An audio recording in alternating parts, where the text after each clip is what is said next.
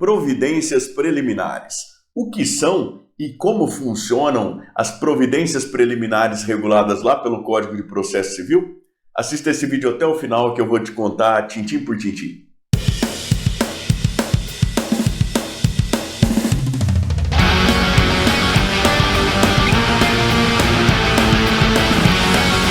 Eu sou o professor Thiago Caversan e compartilho semanalmente, aqui mesmo no canal, vídeos relacionados à teoria e à prática do direito, como o vídeo de hoje, em que eu trato das providências preliminares. E isso já a partir de vários anos de experiência como advogado e também como professor universitário.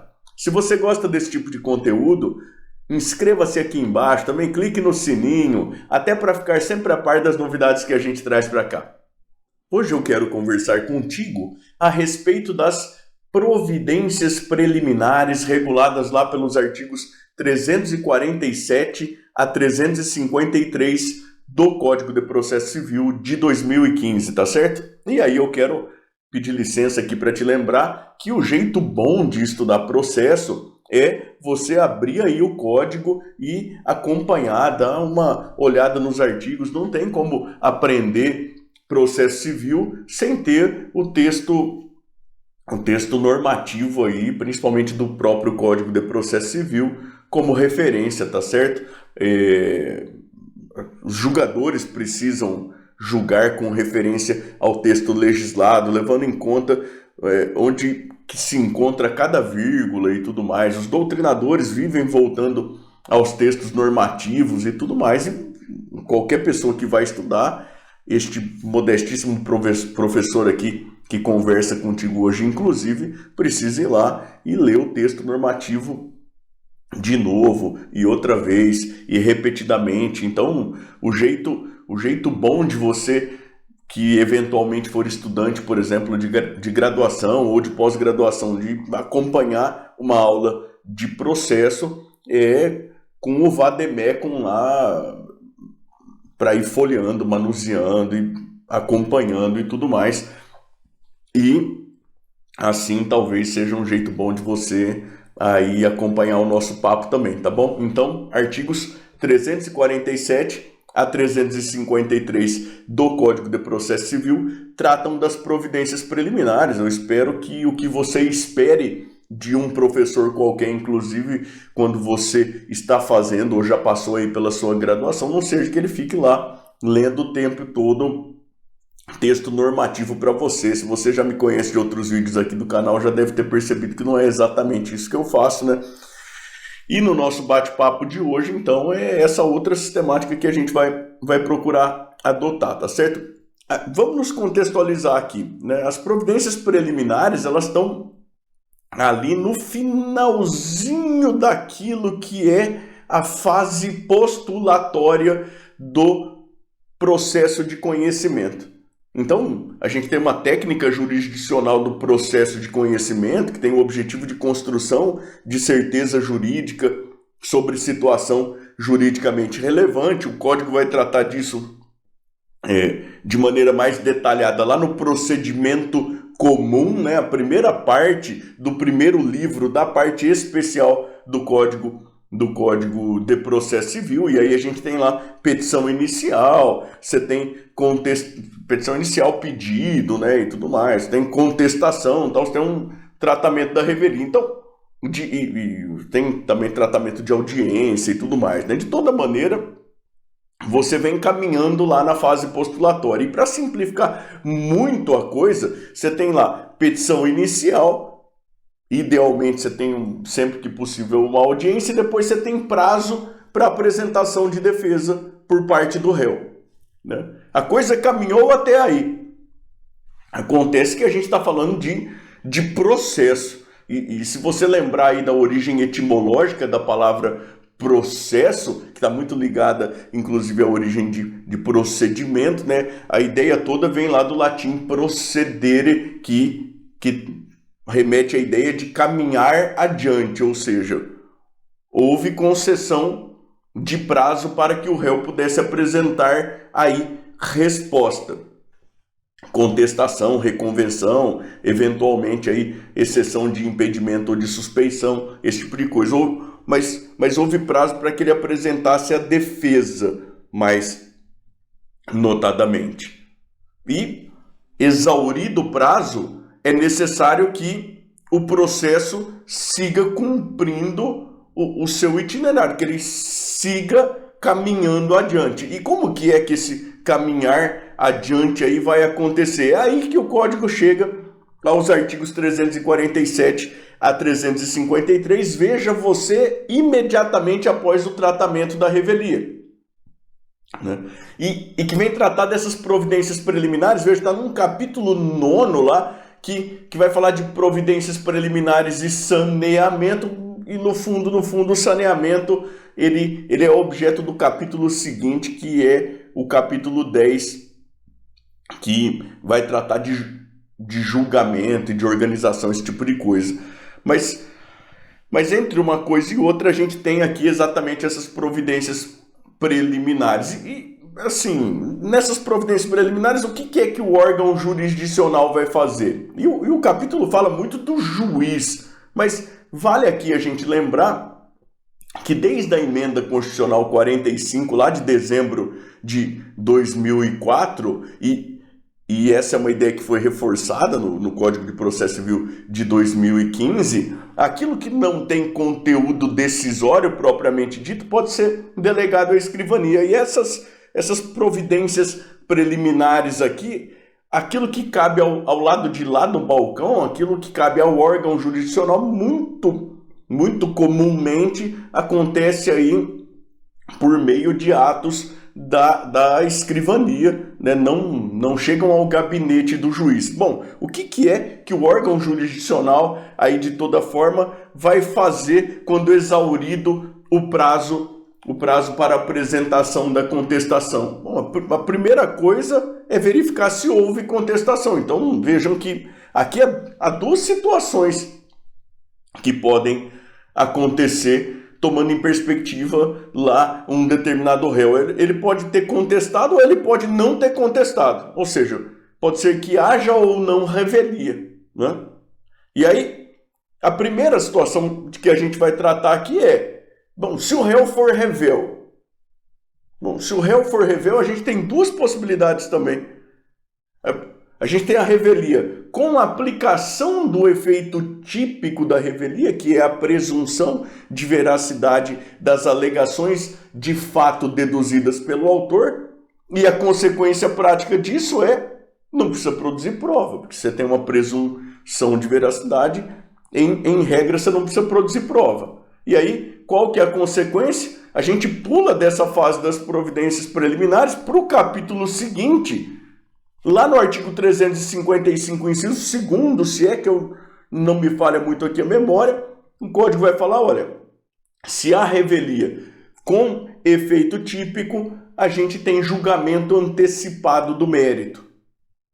Você sempre precisa produzir prova. Por que não precisa produzir prova? Porque há uma presunção de veracidade das alegações de fato do autor. Agora, vale aqui a gente lembrar que o revel pode comparecer a qualquer momento, e que há, inclusive, súmula do Supremo Tribunal Federal, isso é reforçado no Código de Processo Civil, agora de 2015 também, no sentido de que se o revel comparecer em tempo aí de formular pedido para produzir prova e tudo mais, que é possível essa produção probatória. Mas, em princípio, o revel não apresentou contestação, também não formulou pedido de produção de prova, não nada, foi decretada a revelia, assim, terminou o prazo. É o caso de aplicação dos efeitos da revelia. A gente já vai falar um pouquinho melhor sobre isso, tá? Então, o que a gente faz é pula para o próximo capítulo. Julgamento do feito no estado em que se encontra, independentemente da produção de outras provas. O juiz vai dar sentença. Agora, pode ser que a gente ainda esteja nessa primeira situação de revelia, mas que não se aplique o efeito típico da revelia. Porque a gente tem uma das 4 hipóteses lá do artigo 345, por exemplo, ou porque a gente tem aquela outra hipótese que quase ninguém lembra, do parágrafo único do 121. Ô professor, eu mesmo não lembro de nada disso. O senhor pode recapitular aí para mim rapidinho? Posso? Olha, o 345 vai estabelecer hipóteses em que a revelia não induz esse seu efeito mais típico de presunção de veracidade das alegações de fato deduzidas pelo autor. Quando houver apresentação de contestação por um dos litisconsortes, e eu vou te dizer que, pelo que me parece, é isso no caso de litisconsórcio passivo unitário, tá certo? Em segundo lugar, quando o objeto da demanda forem direitos indisponíveis. Terceiro lugar, quando a alegação do autor ela precisa ser provada por documento público. Quarto lugar, quando as alegações do autor forem inverossímeis ou estiverem em contradição com o conjunto de provas constante dos autos. E a hipótese do parágrafo único do artigo 121 é quando o assistente simples, né, que é aquele que tem uma relação jurídica com uma das partes, no caso tem uma relação jurídica com o réu, e essa relação jurídica pode sofrer os efeitos de uma sentença que for proferida em uma ação entre autor e réu. Então, voltando aqui, o assistente simples ele comparece e contesta no prazo para contestação. Se o réu for revel, o assistente simples, segundo o texto normativo, por mais que a expressão possa merecer crítica aí, mas o assistente simples assumiria a posição de substituto processual do réu, não haveria, então, o efeito típico da revelia. Eu vou te dar um exemplo aqui mais concreto, depois qualquer coisa você estuda melhor aí, tem vídeo sobre o tema aqui no canal mesmo, mas o exemplo típico de assistente simples é o locatário. Tem uma ação reivindicatória entre autor e réu, e existe um contrato de locação entre réu e um terceiro. Esse terceiro, ele pode intervir como assistente simples. Você pode até pensar no apartamento que você mora, que isso é uma coisa que não compensa, mas o convite que eu sempre faço é: imagine que esse terceiro seja uma indústria e tudo mais. A coisa pode ser bem mais complexa, ela pode ter um efetivo interesse de permanecer lá naquele imóvel, tá certo? Para retomar a coisa aqui, então, existem hipóteses em que a revelia não induz o seu efeito típico. As 4 do artigo 345, mais aquela do parágrafo único do artigo 121. Né? Nesse caso, o que o juiz faz? Ou, melhor dizendo aqui, o que o órgão jurisdicional faz, muito possivelmente, para tudo que é lado aí tem portaria do juízo delegando para a escrivania, o que o órgão jurisdicional faz, então, é conceder prazo para que sejam especificadas provas. Professor, eu não estou entendendo muito bem esse negócio. O senhor pode me dar um exemplo? Sem dúvida. Você imagine que a ação é uma ação de reconhecimento de paternidade, direito indisponível. O autor propõe ação, né, o autor José propõe ação contra outro José lá. O José réu não contesta. Quer dizer, não se presume que ele seja pai do José autor. Porque, mesmo ele sendo revel, a revelia não induz o seu efeito típico porque o direito é indisponível. O que vai acontecer? Vai sair uma intimação para o autor, José Filho, especificar provas que pretende eventualmente produzir. Veja que a intimação é veiculada e o José réu, caso queira, ele pode pedir para produzir prova também. Acontece que ele não precisa ser pessoalmente intimado. A gente volta lá para o capítulo da revelia, vê que se o revel não tiver advogado constituído nos autos, os prazos contra ele correm aí em cartório, independentemente de intimação pessoal. Beleza? Tá. E nesse seu exemplo aí, professor, antes de passar adiante, o que o José autor faz, então, o suposto filho? Muito provavelmente ele vai pedir aí para que seja produzida a prova pericial, o exame de DNA. Aí sim, segundo a Lei 8.560 de 92, que trata de procedimento de reconhecimento de paternidade, segundo súmula do STJ, aí sim, se o José réu, o suposto pai, for intimado para fazer a prova pericial, o exame de DNA, e ele se negar a fazer ou ele não comparecer, aí você tem uma presunção relativa de paternidade, tá certo? Mas a revelia, por si só, não induz o efeito de presunção de veracidade das alegações de fato deduzidas pelo autor, porque o objeto da demanda é direito indisponível. Então, retomando aqui, a primeira situação que a gente pode ter quando a gente chega na fase das providências preliminares. Passou o prazo para apresentação de contestação, não houve apresentação de contestação. Opa, há revelia. Essa é a primeira situação.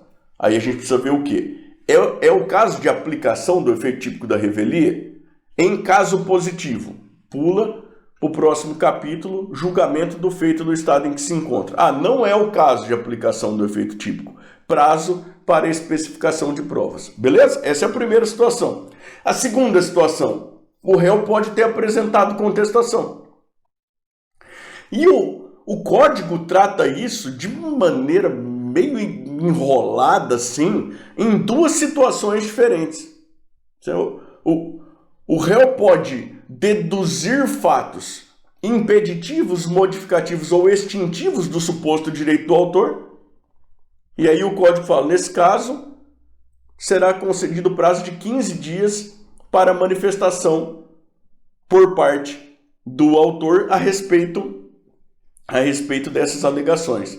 E aí o código fala, pode acontecer uma outra situação, que é, o réu pode deduzir alegações das matérias elencadas lá no artigo 337, que é a defesa de caráter procedimental, as tais matérias preliminares da contestação. E aí o código fala, nesse caso, será concedido prazo ao autor aí de 15 dias para manifestação. Veja que no fundo, o que a gente está falando, e aqui eu estou procurando simplificar de novo, por favor, leia os artigos lá, tá? E veja, inclusive, se eu não estou falando bobagem. Mas, no fundo, o que o código está falando é, olha, havendo contestação, como que é a organização? Matérias preliminares, se houver matérias preliminares, depois mérito, se houver mérito.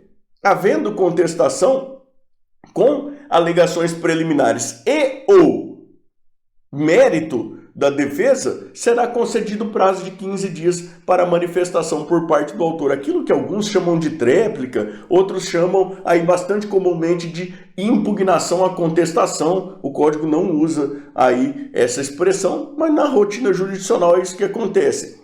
Professor, se houver tanto alegações preliminares quanto alegações de mérito, o prazo é concedido em dobro para o autor? Não, é um prazo só de 15 dias. Esse prazo é contado aí em dias úteis, tá certo? Então o código trata aí de maneira desmembrada uma coisa, a dedução aí de fatos impeditivos, modificativos ou extintivos, outra coisa aí a alegação de matérias lá do artigo 337 e tudo mais, talvez por um preciosismo, talvez por organização mesmo e tudo mais, mas na prática veio contestação. Contestação, matérias preliminares e ou matérias de mérito. Veio contestação, prazo de 15 dias aí para que o autor possa se manifestar sobre a defesa, possa apresentar aí a sua tréplica, a sua impugnação, a contestação. Após isso aí, então, prazo para especificação de provas. Tá certo? É mais ou menos isso. Então, assim, procurando sintetizar de novo, por mais que eventualmente seja repetitivo, mas para ajudar a fixar e a entender da maneira mais simples possível em retrospectiva. Chega na fase das providências preliminares, em geral podem ter acontecido duas coisas. O réu pode ter sido revel ou pode ter apresentado contestação. Se ele foi revel, pode ser uma revelia com efeito de presunção de veracidade das alegações deduzidas pelo autor, julgamento antecipado do feito, pelo menos se for aquilo que é de mais comum, que é o réu não apresentou contestação e também não apareceu para pedir para produzir prova. Beleza? Então, a gente vai para o julgamento. Ah, não, é sem presunção, é revelia, sem presunção de veracidade aí das alegações de fato deduzidas pelo autor, vai ser concedido prazo para especificação de provas. Ah, é uma outra situação. Houve contestação. Bom, houve contestação com alegação de matérias preliminares ou com alegação de fato impeditivo, modificativo ou extintivo dos supostos direitos do autor, prazo para o autor se manifestar sobre essa defesa do réu aí para apresentar a sua tréplica ou aí a sua impugnação à contestação. De maneira bem resumida, é isso, tá certo? Eu espero que você tenha gostado do vídeo e eu queria te pedir para contar para mim aqui embaixo nos comentários de onde é que você me assiste e o que é que você faz, até para na medida do possível a gente poder interagir um pouco. Você me assiste de que estado, de que cidade aí? Você é estudante de direito, já é profissional, estudante de pós-graduação, é advogado, é servidor, é curioso? Conta aí pra mim, na medida do possível a gente vai interagindo aí nos comentários, tá bom? Eu também queria te convidar a continuar navegando aqui pelo canal, especialmente a partir deste vídeo aqui em que eu falo mais detalhadamente sobre revelia. E queria te pedir de novo, por favor, para se inscrever no canal, para clicar no sininho, para dar o seu joinha, para seguir a gente lá no Instagram, porque isso é muito importante para que a gente continue trazendo esse material para cá, valeu? Até mais, tchau, tchau!